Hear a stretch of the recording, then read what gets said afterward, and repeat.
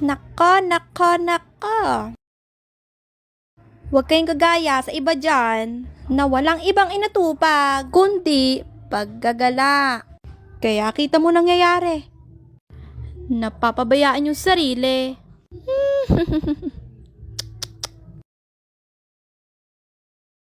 Imbes na unahin yung pagtulong sa pamilya, kung ano-ano yung inuuna.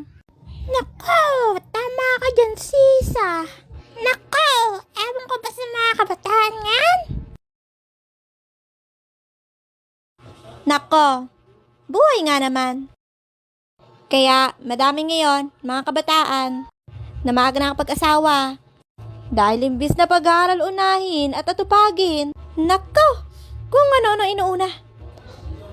Kaya kayo dyan, unahin nyo muna yung pangarap niyo sa buhay.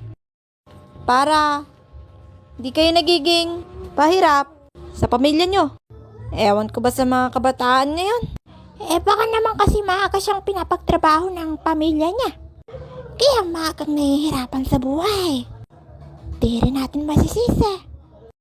Nako, buti pa yung mga anak ko. Maganda yung natapos. Yung isang anak ko, abogado. Yung isa naman, doktor. 'Di ba? Ganyan talaga pag may pangarap sa buhay. Hindi ka tulad ng iba dyan na napapabayaan yung sarili dahil kung ano-ano inaatupag. Oo nga, Mare. Kawawang mga kabataan.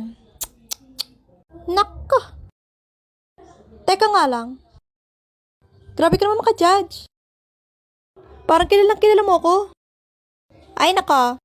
Wala akong pinaparinggan, ineng. Oh, bakit? Natatamaan ka yata. Bakit? Totoo ba? Na napapabayaan mo sarili mo?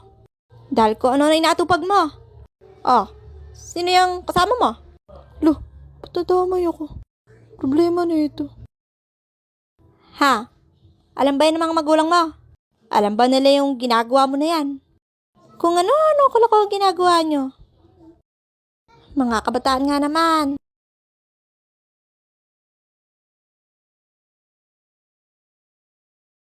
Nako, pag nalaman niya na pamilya mo, panigurado magagalit yun sa'yo. Hindi sa hinusgahan kita, ineng. Sinasabi ko lang naman yung totoo.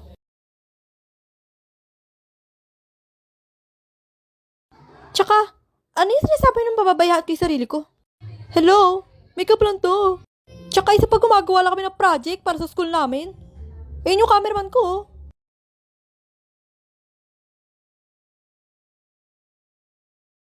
Etchosera. Ay, may kukunin nga pala ako sa loob. Sige, muna na ako.